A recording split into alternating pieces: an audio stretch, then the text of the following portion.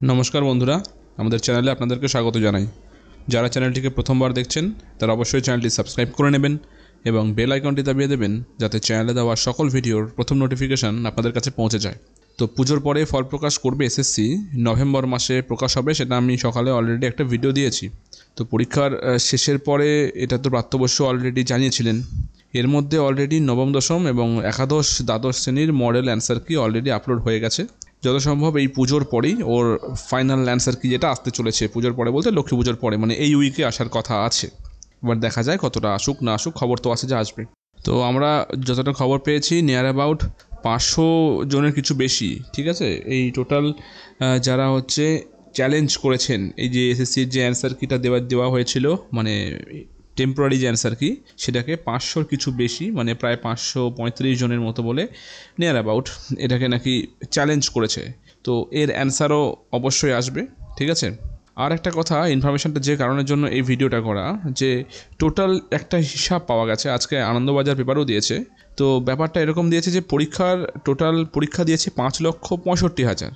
তার মধ্যে 9-10 ক্ষেত্রে 31,000-এর কিছু বেশি আবার ভিন রাজ্যের বাসিন্দা আছে। এবার 11-12-এ ভিন রাজ্যের পরীক্ষা যারা দিয়েছেন তারা হচ্ছে 14,517টা।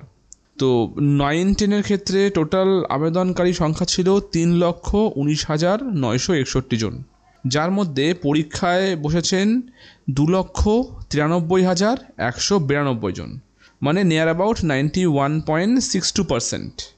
আর দ্বাদশ একাদশ মানে 11-12-এ টোটাল অ্যাপ্লিক্যান্ট ছিল হচ্ছে 2,46,543 জন, তার মধ্যে 3,120 জন আবার বিশেষভাবে সক্ষম, এবং পরীক্ষা দিয়েছে নিয়ার অ্যাবাউট 2,29,497 জন, মানে বলা যায় যেটা 93% ক্যান্ডিডেট।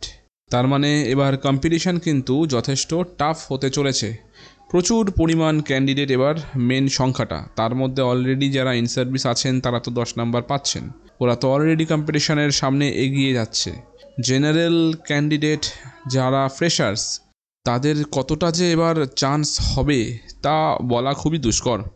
এবার দেখা যাক, ভগবানকে বলি সবাই যেন যতটা সম্ভব চাকরিটা পায়, কারণ প্রত্যেকেরই চাকরির খুবই দরকার, প্রত্যেকের। যাদের চাকরি গেছে তাদেরও খুব দরকার, যারা এখনও চাকরি পায়নি বেকার বসে আছে তাদেরও খুবই দরকার। তো এখানেই আজকে ভিডিওটি শেষ করছি, ধন্যবাদ।